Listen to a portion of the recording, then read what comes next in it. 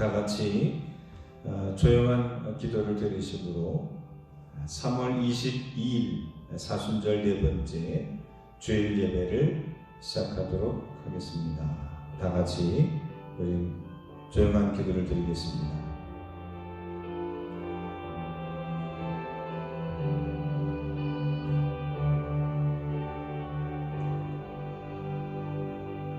너희 본능 있는 자들아, 영광과 능력을 여호와께 돌리고 돌릴지어다.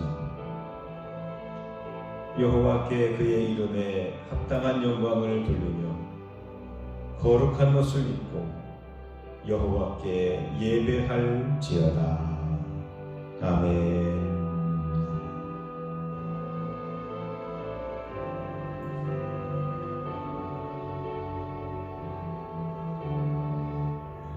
다 같이 찬송가 23장 찬송하겠습니다. 찬송가 23장.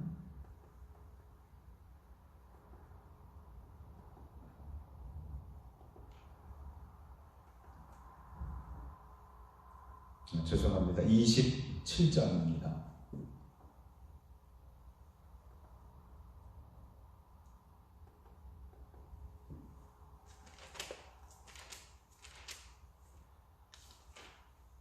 찬송가 27장.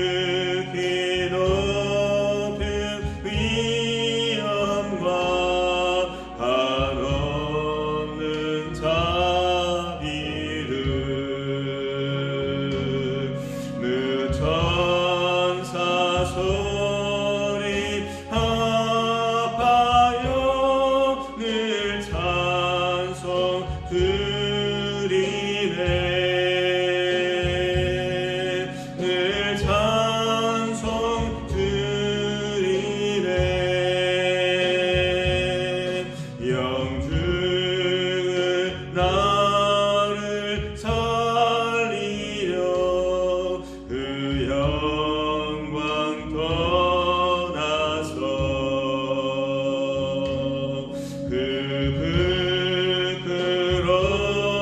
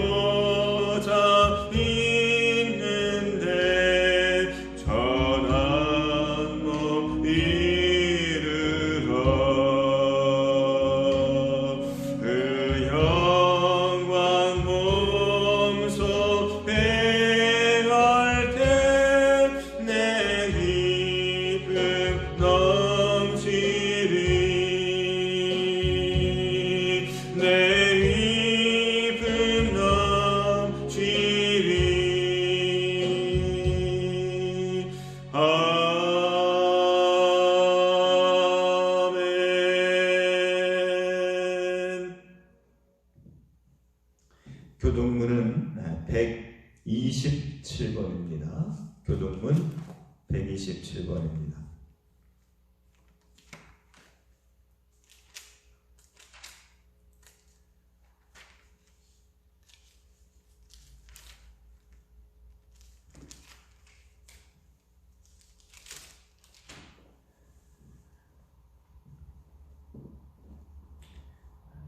교독하겠습니다. 여호와를 자기 하나님으로 삼은 나라 곧 하나님의 기업으로 선택된 백성은 복이 있도다.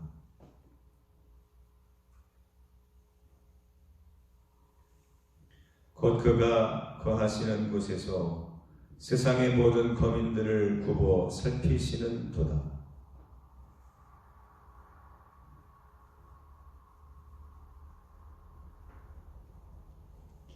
많은 군대로 구원 얻은 왕이 없으며 용사가 힘이 세어도 스스로 구원하지 못하는 도다.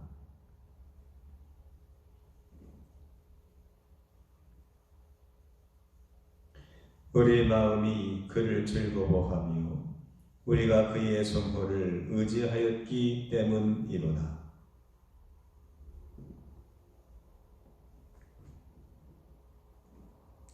아멘. 아멘. 다 같이 사도신경 신앙 고백하심으로 사도신경으로 신앙 고백하겠습니다. 나는 전능하신 아버지 하나님 천지의 창조주를 믿습니다. 나는 그의 유일하신 아들 우리 주 예수 그리스도를 믿습니다. 그는 성령으로 잉태되어 동정녀 마리아에게서 나시고 본디오 빌라도에게 고난을 받아 십자가에 못 박혀 죽으시고 장사된 지 사흘 만에 죽은 자 가운데서 다시 살아나셨으며 하늘에 오르시어 전능하신 아버지 하나님 우편에 앉아 계시다가 거기로부터 살아있는 자와 죽은 자를 심판하러 오십니다. 나는 성령을 믿으며 거룩한 공교회와 성도의 교제와 죄를 용서받는 것과 몸의 부활과 영생을 믿습니다. 아멘. 아멘. 찬송가 5장 다 같이 송영하겠습니다.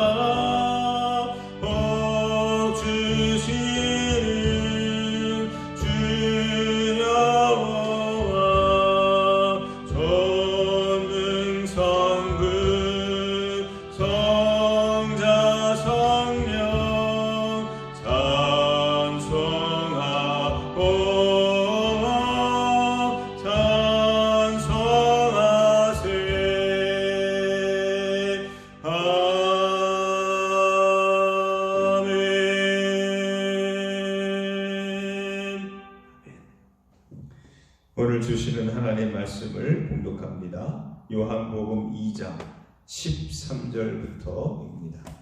요한복음 2장 13절입니다.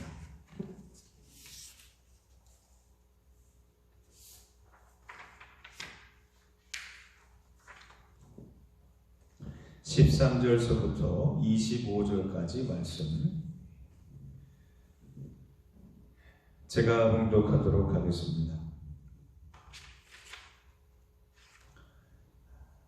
유대인의 유월절이 가까운지라 예수께서 예루살렘으로 올라가셨더니 성전 안에서 소와 양과 비둘기 파는 사람들과 돈 바꾸는 사람들이 앉아 있는 것을 보시고 노끈으로 채찍을 만드사 양이나 소를 다 성전에서 내쫓으시고 돈 바꾸는 사람들의 돈을 쏟으시며 상을 엎으시고 비둘기 파는 사람들에게 이르시되 이것을 여기서 가져가라. 내 아버지의 집으로 장사하는 집을 만들지 말라 하시니 제자들이 성경 말씀에 주의 전을 사모하는 열심이 나를 삼키리라 한 것을 기억하더라. 이에 유대인들이 대답하여 예수께 말하기를 내가 이런 일을 행하니 무슨 표적을 우리에게 보이겠느냐. 예수께서 대답하여 이르시되 너희가 이 성전을 헐라. 내가 사흘 동안에 일으키리라. 유대인들이 이르되 이 성전은 46년 동안에 지었거늘 내가 3일 동안에 일으키겠느냐 하더라. 그러나 예수는 성전된 자기 육체를 가리켜 말씀하신 것이라. 죽은 자 가운데서 살아나신 후에야 제자들이 이 말씀하신 것을 기억하고 성경과 예수께서 하신 말씀을 믿었더라. 6월절에 예수께서 예루살렘에 계시니 많은 사람이 그의 행하시는 표적을 보고 그의 이름을 믿었으나 예수는 그의 몸을 그들에게 의탁하지 아니하셨으니 이는 친히 모든 사람을 아시며 또 사람에 대하여 누구의 증언도 받으실 필요가 없었으니 이는 그가 친히 사람의 속에 있는 것을 아셨음이니라. 아멘. 한 주간 동안 얼마나 힘드셨습니까? 어떤 분들은 직장으로 출근하신 분도 있지만 또 어떤 분들은 집에서 재택근무를 하거나 아니 아이를 돌보거나 아니면 이것도 저것도 아니라 집에서 꼼짝없이 있어야 되는 그런 한 주간이었습니다. 이런 시대에 우리가 이렇게 예배한다는 것, 이렇게 방송으로도 예배할 수 있다는 것이 얼마나 감사한지 모릅니다. 어떤 분이 그런 전화 내용을 주셨어요. 이렇게 방송으로라도 말씀을 들으니 너무너무 감사합니다. 듣고 또 들었습니다. 제가 감사하더라고요. 그래서 오늘 이 예배도 영상으로 예배 드릴 때에 여러분 한 번 듣는 것이 아니라 우리 마음에 새겨서 하나님의 말씀이 되새김돼서 우리 마음에 새겨져서 우리의 신앙이 견고해지고 그리고 그 믿음을 가지고 이 시대를 마침내 승리할 수 있는 그런 기초가 되는 그런 시간이 되기를 주님의 이름으로 소망합니다. 오늘 말씀은 무엇이 깨끗해야 할까라는 제목으로 은혜를 나누고자 합니다. 요즘 관공서나 건물 안에 들어가기 전에 세 가지를 합니다. 온도 체킹을 하고 그 다음에 손 세정제를 발라서 손을 청소하고 그 다음에 방문 기록 카드를 쓰게 됩니다. 여러분 혹시 개인적으로 주중에 교회 방문할 일이 있어서 조용히 기도하고 돌아가신 분들은 여러분 우리 방문 기록 카드 좀 써주시고 또 앞에 있는 손 세정제도 한 번 더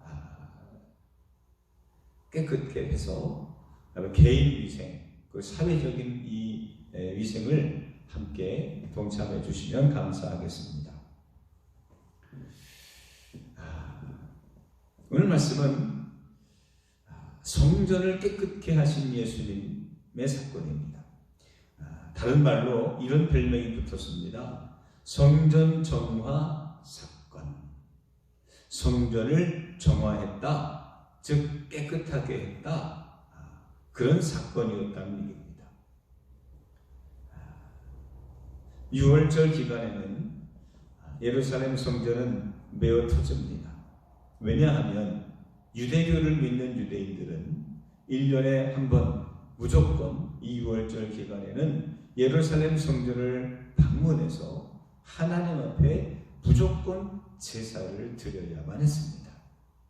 그래서 전국 각지에서 아니 저 먼 나라에서조차도 여기를 방문하기 위해 많은 사람들이 이곳을 방문하게 됩니다.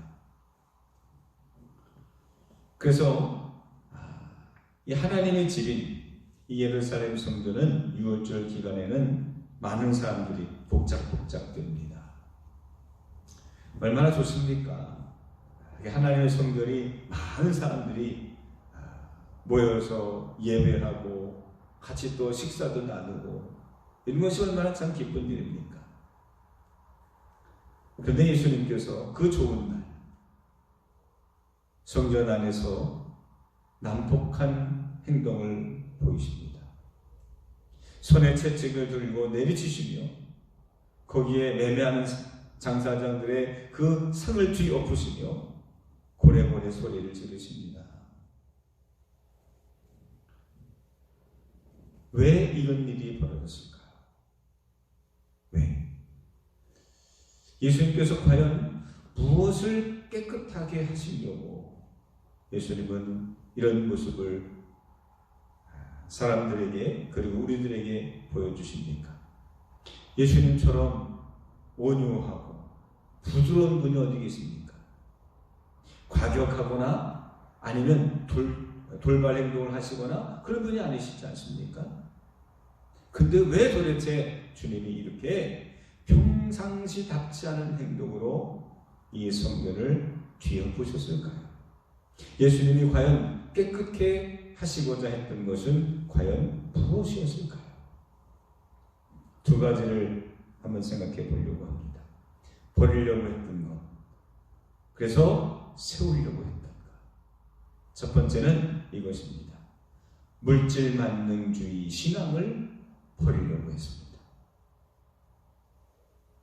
14절의 말씀을 보면 당시의 예루살렘 성전의 모습이 바로 이와 같음을 우리는 짐작할 수 있게 됩니다. 14절을 제가 한번 읽어볼게요. 성전 안에서 소와 양과 비둘기 파는 사람들과 돈 바꾸는 사람들이 앉아있는 것을 보시고, 예수님이 뭘 보셨느냐? 거기에서 장사하는 사람들, 매매하는 사람들, 돈 바꾸는 사람들, 이런 모습들을 보셨다는 겁니다. 이것을 보시고 화가 나셨습니다. 그래서 15절에 노끈으로 채찍을 만드사 양이나 소를 다 성전에서 내쫓으시고 돈 바꾸는 사람들의 돈을 쏟으시며 상을 엎으셨다고 했습니다. 그리고는 예수님께서 이런 말씀하시죠. 16절 보십시오. 비둘기 파는 사람들에게 이르되 이것을 여기서 가져가라. 이것을 여기서 가져가라. 즉 이런 비둘기, 돈, 각종 양소 이런 것들을 다 내버리라는 거예요. 예수님은 동물을 싫어한다 보다 아니요, 그러지 않습니다. 왜 내보내라고 했습니까? 그 이유가 그 다음에 있습니다. 16절 후반절입니다. 내 아버지의 집으로 장사하는 집을 만들지 말라. 내 아버지의 집으로, 하나님 아버지의 집으로 장사하는 집, 매매하는 집, 돈을 위해 장사하는 집으로 만들지 말라고 경고하셨습니다. 그렇습니다. 그 당시에 이 6월절 기간에 예루살렘 성전에 숨겨져 있는, 감춰져 있는 모습은 뭐였느냐? 돈벌이였습니다. 여러분, 어딜 가든지 사람들이 많이 모이는 곳에는요, 거긴 돈벌이가 됩니다. 그래서 많은 사람들이 먼 곳에서 오기 때문에 그 제사를 드릴 제물들을 가져올 수 없으니까, 그리고 그 철저하게 정결한 제물을 드려야 되는 이 유대인의 법 때문에 흠이 없고 아주 순수하고 완벽한 그런 감수가 끝난 그런 제물들을 그 성전 안에서 제사장들의 그 감독하에 팔도록 허가를 내주게 됩니다. 그래서 종교 지도자들과 장사하는 사람들 간에 일종의 계약이 이루어지게 됩니다. 장사하는 사람들이야, 그렇죠. 돈 번 일이니까 얼씨구나 좋다고 달려드는데, 문제는 하나님의 성전을 성전답게 거룩하게 정결하게 관리하고 유지해야 되는 그 종교 지도자들이 그 같은 그 검사하는 그 권력을 가지고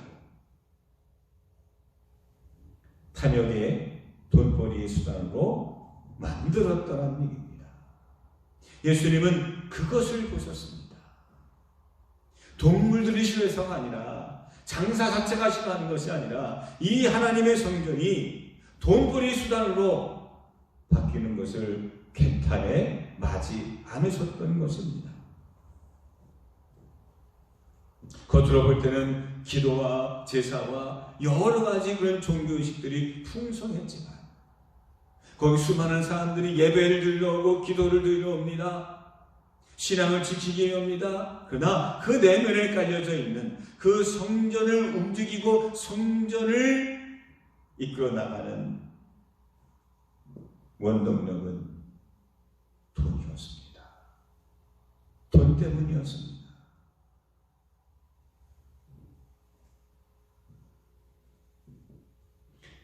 제사장들은 종교를 빌자하여 풍미를 취하고 있었던 것입니다. 이것은 사실 동서고금을 막론하고 종교가 물질주의와 상업주의에 빠지게 되는 흔한 경우입니다. 동감 1번에 보면 이사야 56편 56절 11절에 보면 이사야 시대에도 똑같이 하나님의 성전에 이런 일들이 만연하고 있었음을 증명하고 있습니다. 제가 읽겠습니다.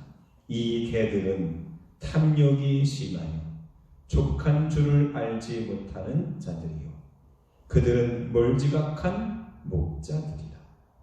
다 제 길로 돌아가며 사람마다 자기 이익만 추구하며. 이 개들은, 이 사람들 가리켜서 개들이라고 말합니다. 탐욕이 심하고 만족할 줄을 알지 못하는 거, 그리고 멀지각한 목자들이다. 사람마다 자기 이익만 추구하더라.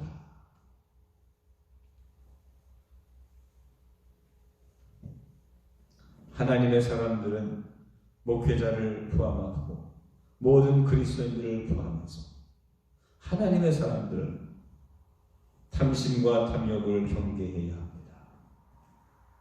물질에 이끌린다고 한다면 우리는 반드시 거룩한 열매를 맺지 못합니다. 하나님을 기쁘시게 하지도 못합니다. 우리의 신앙의 정체성을 송두리째 다 잃어버리게 될 것입니다. 교회가 교회다움을 잃어버립니다. 목회자가 목회자다움을 잃어버립니다. 크리스천들이 크리스천다움을 잃어버립니다. 그래서 영국 청교도인들은 청변의 삶을 주장하고 늘 검소하게, 늘 가난하게 신앙생활하는 것을 믿음의 본으로 삼지 않았습니까? 우리는 어느 사회든지 간에 돈의 유혹을 뿌리칠 수 있어야 됩니다. 2011년 중국에서 실제 일어났던 일이라고 합니다. 한 초등학교 갓 입학한 어린 학생이 엄마와 함께 시장에 나왔다가 엄마가 잠깐 없는 사이에 뺑소니차에 치여서 길바닥에 피를 흘리며 죽어가고 있었습니다. 엄마가 돌아오기까지 7분 동안 무려 18명의 사람들이 그 아이를 보고 지나갑니다. 근데 누구도 119에 신고를 하거나 아니면 일으켜주거나 엄마를 부르거나 하지 않고 그냥 길가에 차에 치여 쓰러진 개 모양으로 그 소녀를 바라고 그냥 지나붙여버립니다. 뒤늦게 엄마가 와서 아이를 세우고 깨워서 병원에 가보지만 그만 죽음을 피할 수 없게 됩니다. 이 사실이 방송으로 많은 중국인들에게 큰 이슈가 되었습니다. 이것이 우리 중국의 모습이냐? 그래서 중국이 갖고 있는 아주 보이지 않는 내면의 세계를 잘 들여다볼 수 있는 좋은 사건이라고 봅니다. 왜 이렇게 되었을까? 왜?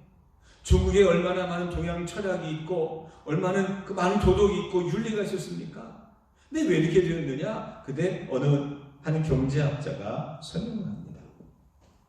이 중국인들이 이렇게 개인주의가 되고 그리고 이 물질 만능주의로 변하게 된 것은 1966년 그 마오쩌둥 시대에 문화혁명을 하면서부터 시작됐다.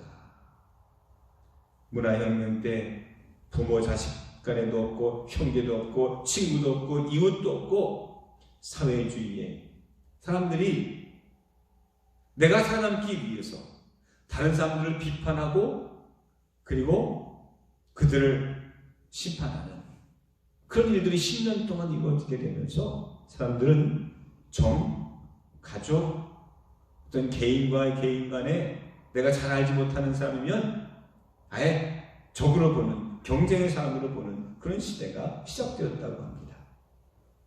마오쩌둥 뒤에 덩샤오핑은 경제를 좀 받아들이면서 개방을 하면서 하나의 정책을 펴는데 흑묘, 백묘, 즉 검은 고양이든 흰 고양이든 쥐만 잘 잡으면 된다라는 그런 경제 정책을 펴게 됩니다. 이 말은 사회주의든 자본주의든 우리가 잘 살면 된다. 이 가난을 이겨나가면 된다. 그래서 이렇게 어떤 방법이든 다 우리가 이용을 해야 된다. 이런 뜻으로 그 정책을 펼쳤는데 그러면서 사람들이 개인주의가 되면서 그리고 돈을 최고로 하는 그런 사회주의지만 물질 만능주의의 사회가 되는 데에 이 시대에 그 두 사람이 기여를 했다. 그렇게 평가를 내리게 됩니다. 즉 사회주의냐 자본주의냐 이걸 떠나서 세상에 있는 모든 나라에서 시대를 막론하고 어떤 세대인지 간에 돈을 무상화하고 그리고 나의 성공을 위해서 수단과 방법을 가리지 않는 물질주의와 그리고 그것을 이루기 위한 상업주의가 우리가 사는 세상에서 완전히 떠나 있었던 적은 없었습니다. 하나님의 교회도 마찬가지였습니다. 그렇습니다. 오늘 예수님이 본 예루살렘 성전 안의 모습은 물질주의와 상업주의가 만연하고 있는 이거는 성전이 아니라 시장터였습니다. 여기는 기도하는 장소가 아니라 여기는 돈벌이 하는 장소였습니다. 내 목적을 이루기 위해서 내가 부를 축적하기 위해서 종교와 신앙을 이용하는 사람들이 점령해 버린 하나님의 집, 그 집을 무너뜨리시겠다는 겁니다.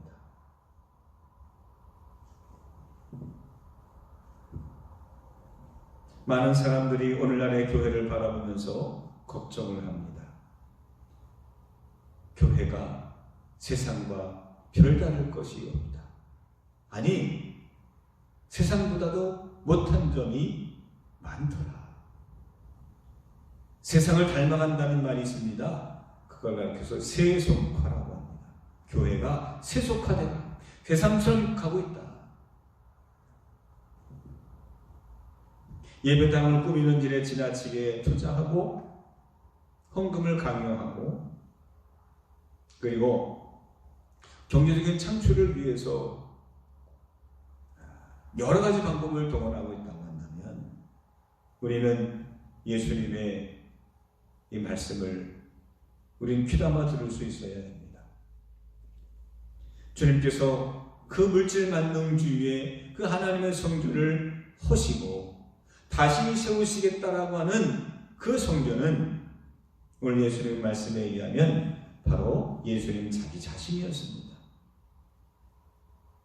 다시 3일 만에 부활하실 것을 말씀하시고 또 거기서 끝나는 것이 아니라 예수님께서 다시 세우고자 하셨던 것은 그 사람들을 통해서 신앙과 믿음으로 이루어지고 운영되어지는 그런 하나님의 나라, 믿음의 공동체를 세우기 위함이었습니다. 고린도전서 3장 16절 17절에 사도 바울은 이렇게 고백합니다. 너희는 동그라미 3번입니다.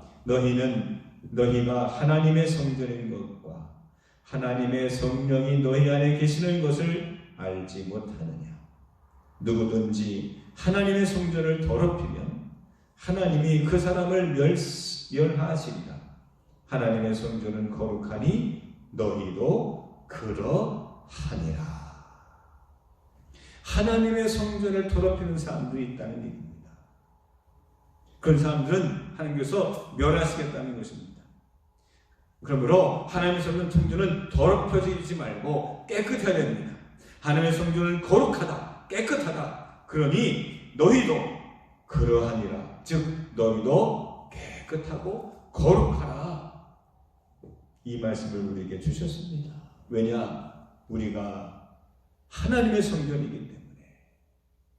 성전은 눈에 보이는 건물이 아니라 어떤 제도가 아니라 하나님의 성전은 함께 기도하고 하나님 기쁘시게 하고 그리고 예배하는 사람들의 공동체가 교회이기 때문에. 사랑하는 성도 여러분, 물질만능주의에 우리의 탐욕을 버리고 그 안에 하나님을 온전히 바라볼 수 있는 신앙과 믿음으로 다시 재탄생하는 우리 드림교회가 되기를 주님의 이름으로 축원합니다. 두 번째, 예수님께서는 무엇을 깨끗게 하소서, 어떤 것을 세우기를 원하셨습니까? 18절에 보면 예수님이 상을 쥐어푸시는 그 이상한 행동을 보고 유대교를 믿는 유대인들이 예수님께 나와 묻습니다. 아니, 무슨 자격으로 이런 일을 행하느냐? 당신이 뭔데? 당신이 그리스도야? 당신이 메시아야? 당신이 하나님의 아들이야?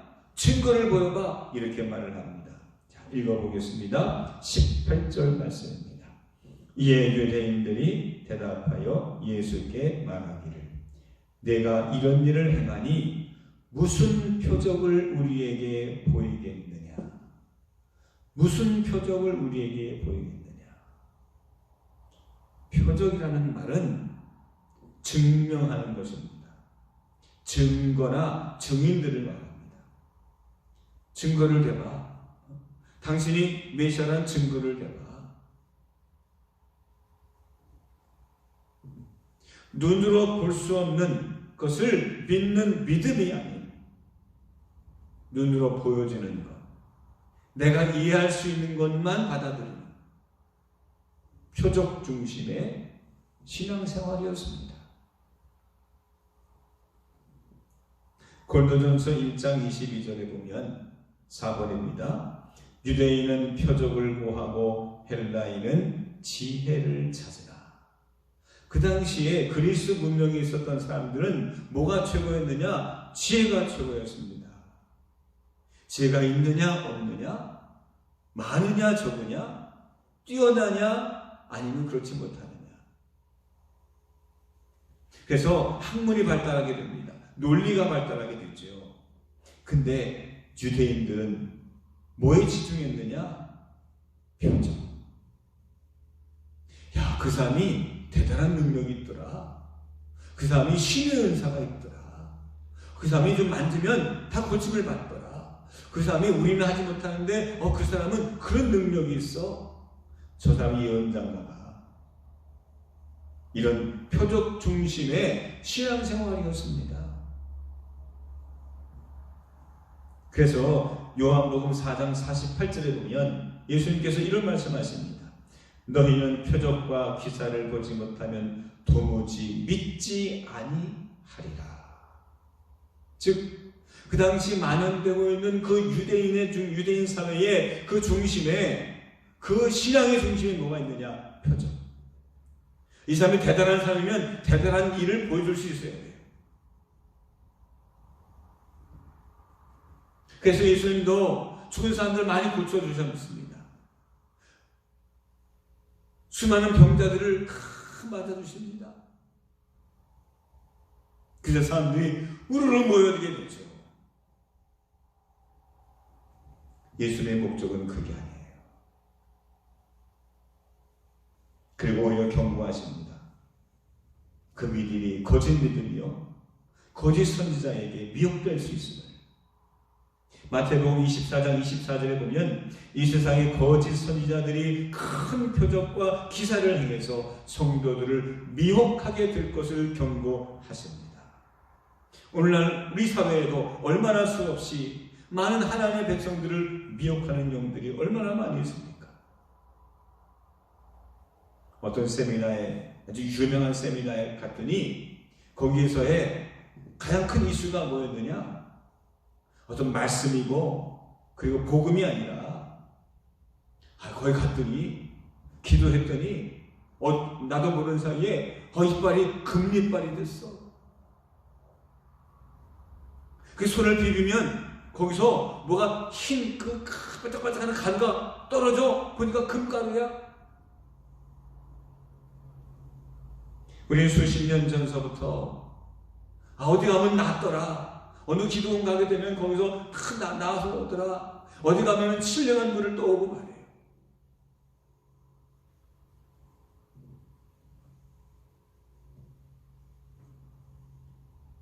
표적을 구하는 사람들이 있기 때문에 그 표적을 통해서 사람들을 미혹하는 수많은 다른 영들, 이단들이 우리 사회에서 없어지지 않는 것입니다.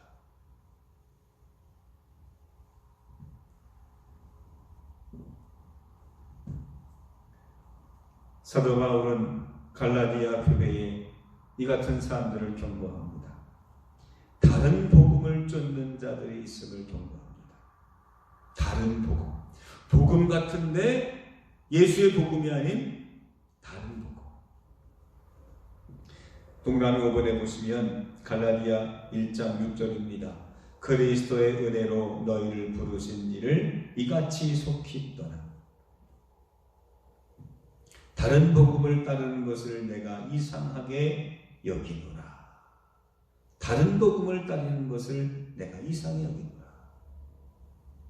아니 진짜 복음이 있는데, 진짜 이 땅을 원하시기 위해 이 땅에 오신 하나님의 아들이신 예수님의 말씀이 있는데 다른 복음을 따르더라는 거예요. 이단이란 이런 뜻입니다. 다를 이자의 끝단자입니다. 같은 것 같은데 끝이 달라요. 끝만 달라요. 예수를 말하는 것 같은데 결론은 예수님이 종점이 아니에요. 이단입니다. 시장이 같다고 다 같은 게 아닙니다.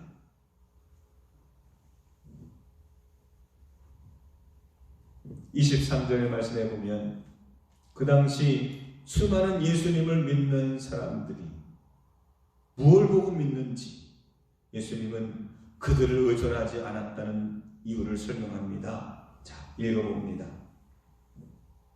23절 읽겠습니다. 6월절에 예수께서 예루살렘에 계시니 많은 사람이 그의 행하시는 표적을 보고 그의 이름을 믿었으나. 예수님의 행하시는 표적을 보고 예수님을 믿는 사람들이 많았다는 얘기입니다. 이들은 다 표적을 쫓는 사람들이고 표적 때문에 믿음을 시작한 사람들입니다.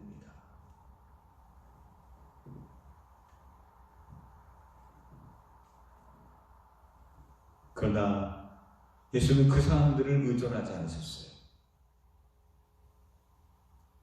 24절에 보면 예수님은 그의 몸을 그들에게 의탁하지 아니하셨으니, 예수님은 자기 자신을 그런 사람들을 의존하지 않았습니다.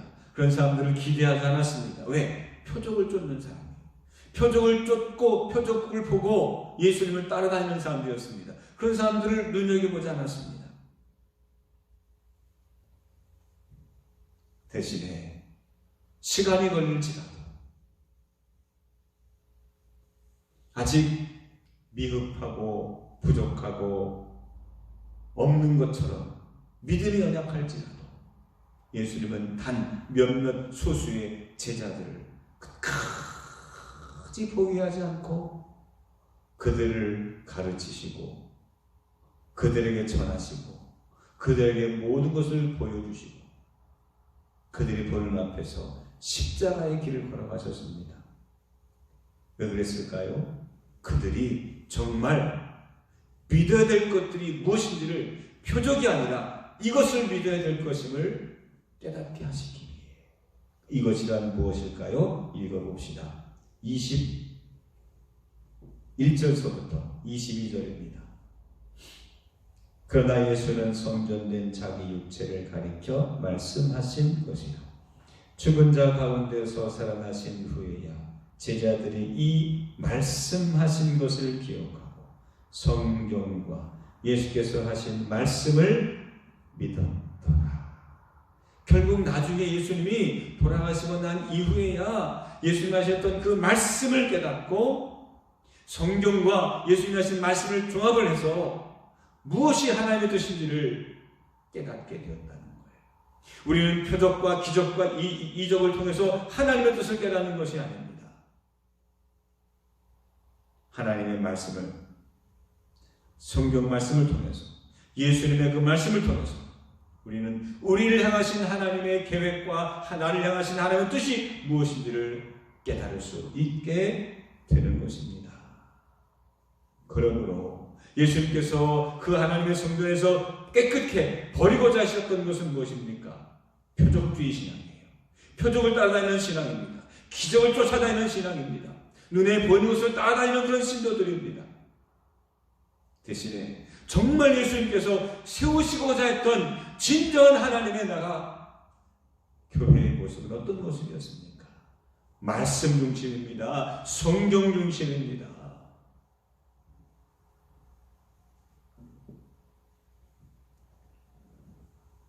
사랑하는 성도 여러분, 가짜 성도가 아니라 비슷한 성도가 아니라 진실한 성도가 되시기를 주 이름으로 축원합니다. 그냥 우르르 왔다가 또 우르르 또 없어져 버리는 그런 군중들이 아니라 시간이 걸릴지라도 예수님을 쫓아갈 수 있는 거룩한 제자가 되시지 않으시겠습니까? 예수님께서 기대하시고 하나님께서 기뻐하시는 사람들은 진실한 성도들입니다. 이 진실한 성도와 제자는 세 가지를 갖추어야 됩니다. 첫 번째, 자기를 부인해야 된다. 두 번째, 자기 십자가를 져야 된다. 세 번째, 예수님을 쫓는 사람이 되어야 된다. 마태복음 16장 24절에 있는 말씀입니다. 동그라미 6번 말씀입니다. 읽겠습니다. 이에 예수께서 제자들에게 이르시되 누구든지 나를 따라오려거든 자기를 부인하고 자기 십자가를 지고 나를 따를 것이니라. 사랑하는 성도 여러분, 예수님의 제자로 하나님의 성전이 깨끗게 될 수 있도록 물질만능주의의 신앙을 버리고 그리고 신앙 중심, 경건과 거룩함을 따라가는 믿음으로 새롭게 거듭나는 저와 여러분들 되시기를 소망합니다. 또한 표적주의 신앙이 아니라 말씀 중심의 신앙으로 더욱 성숙해가는 우리 드림교회 가족들이 되시기를 주님의 이름으로 축복합니다. 기도하겠습니다. 우리를 사랑하시는 하나님 아버지,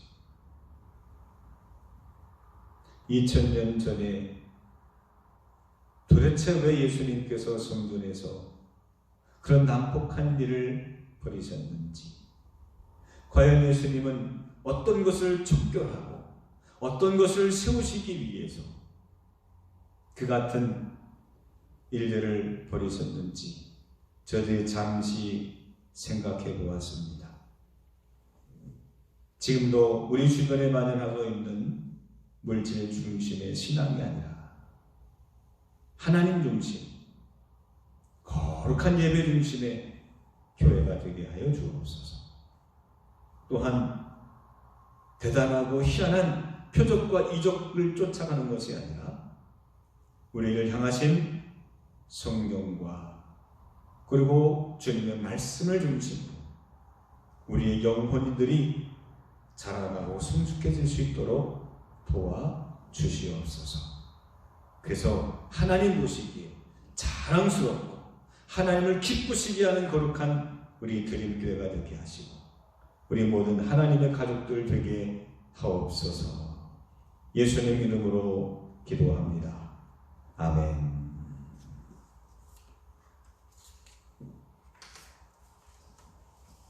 찬송가 259장입니다.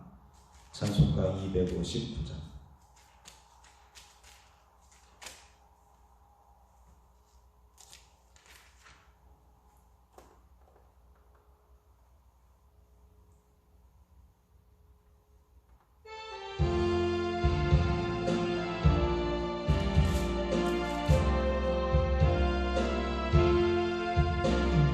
십자가에 흘린 피로서 은혜는 씻기어 있는가.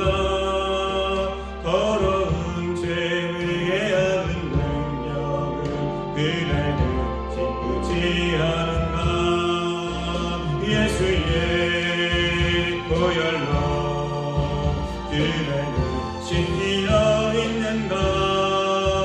마음속에 여러 가지 깨끗이 씻기어 있는가. 주 예수와 밤낮으로 늘 함께 은혜는 행복을 하는가.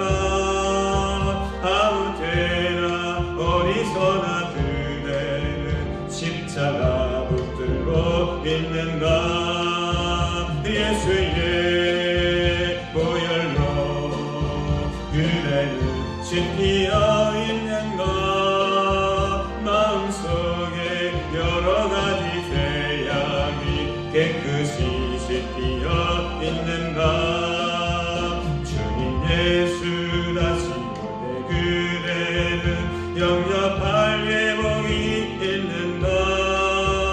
은혜로운 거룩한 것 천국에 들어갈 준비가 됐는가. 예수의 보혈로 은혜는 씻기어 있는가. 마음속에 여러 가지 죄악이 깨끗이 씻기어 있는가. 모든 죄의 더러워진 예복을 그 앞에 지금 다 벗어서 해물같이 솟아나는 보혈로 눈보다 어리게 씻으라. 예수의 보혈로 은혜를 씻기어 있는가. 마음속에 여러 가지 죄악이 깨끗이 씻기어 있는가. 아멘. 제가 헌금 기도하도록 하겠습니다. 은혜의 하나님 감사합니다. 하나님 앞에 예배한다는 것이 얼마나 소중하고 귀하고 감격스러운 것인지를 깨닫게 하시니 감사합니다. 오늘의 불편을 감수하면서 우리가 즐겁게 만나 온전히 예배할 수 있는 그날을 기대하며 늘 기도하고 말씀 중심으로 사는 하늘 백성들 되게 하여 주옵소서. 오늘도 저희들이 11조를 드리고 감사의 예물을 드리고 각종 예물을 주님 앞에 드립니다. 하나님, 저들의 손길들을 축복하시고 하나님의 은혜와 은총이 저들의 가정과 일터와 그리고 저들이 만나는 모든 이들에게 넘쳐나게 하여 주옵소서. 예수님의 이름으로 기도합니다. 아멘. 광고 말씀 드리도록 하겠습니다. 주보를 봐주시면 되고요.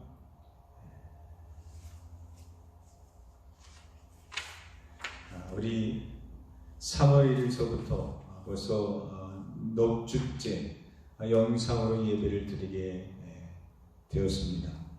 많이 불편하시고 또 간절히 그 마음을 잘 여러분 담아주셨다가 정말 마음 놓고 예배 드릴 수 있을 때 정말 저희들 진실과 진정과 신령으로 드려지는 예배가 될 수 있도록 여러분들이 오늘의 불편함을 좀 참고 인내하면서 정부에서 펼치고 있는 이 사회적 거리두기에 적극 동참해 주시면 감사하겠습니다.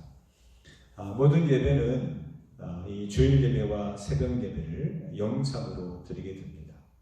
불편하시더라도 함께 이 스마트폰이나 컴퓨터를 통해서 예배 생활을 여러분들 늘 충실해 주시기를 바랍니다.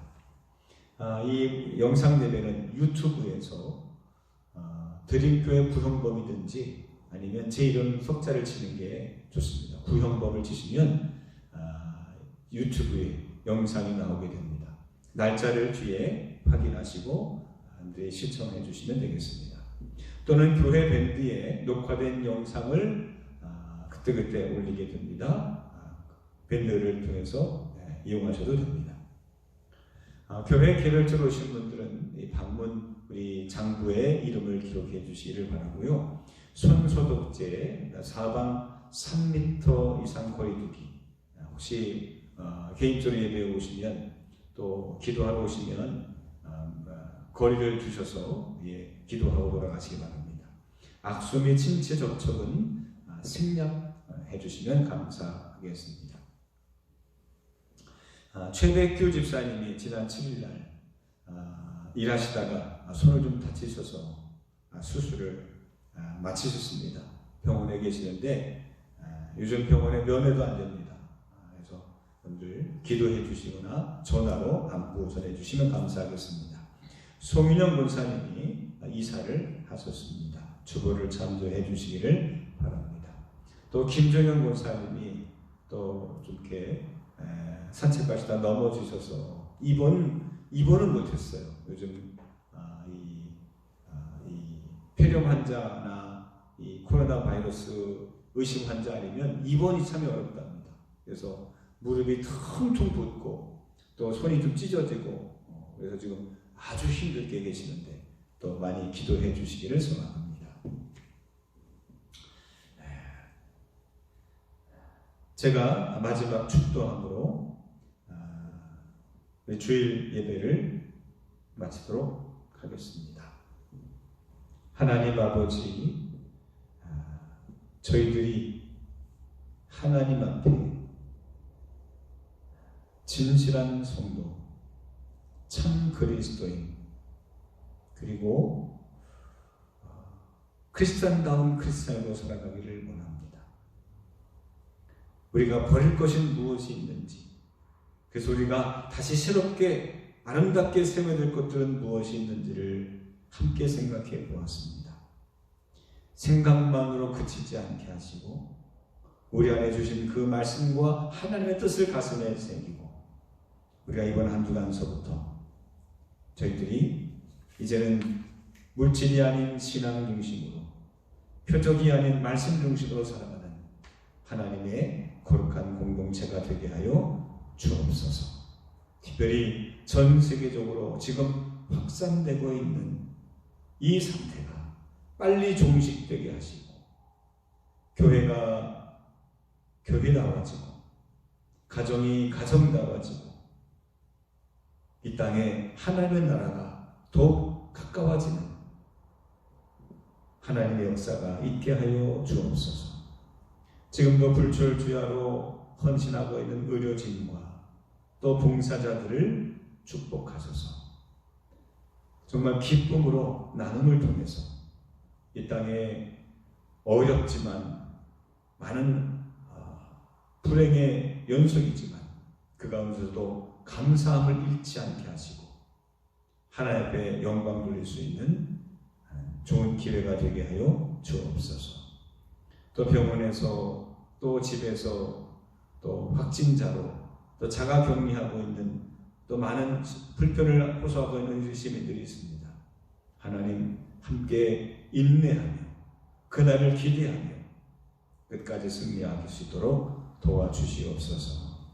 이제는 성부와 성자와 성령 삼일째 되시는 여호와 하나님께서 이제로부터 영원토록 함께하여 주시옵기를 간절히 축원하옵나이다.